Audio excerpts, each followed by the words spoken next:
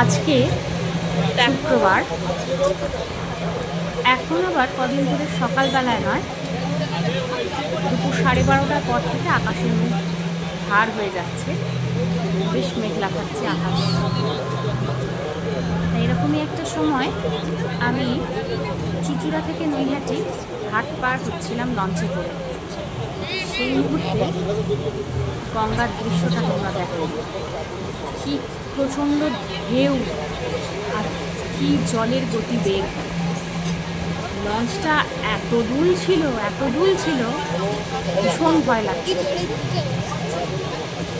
প্রত্যেক যাত্রীর মুখ কাঁচুমাচু হয়ে গেছিল ভয় পেয়ে, আমিও ভীষণ ভয় পাচ্ছিলাম। এত দুলছে, হয়তো জিনিসটা ভিডিওতে খুব একটা ভালো বোঝা যায়নি। আমি জলের স্রোতটা তোমাদের দেখাচ্ছি, স্রোত রয়েছে জলে। মোটামুটি 7-8 মিনিট লাগে লঞ্চে করে চুচুড়া থেকে নৈহাটি আসতে। 7 মিনিট তো লাগেই। আজকের এই 7 মিনিটের যাত্রাটা আমার মনে হলো প্রায় 10-12 মিনিট তো লাগলোই। এত ঢেউ ছিল, জল কাটিয়ে লঞ্চ এগোতে আর পারছে না। হেডলাইটটা দেখে বোঝা যাচ্ছে কি প্রচণ্ড লঞ্চটা দিয়েছে।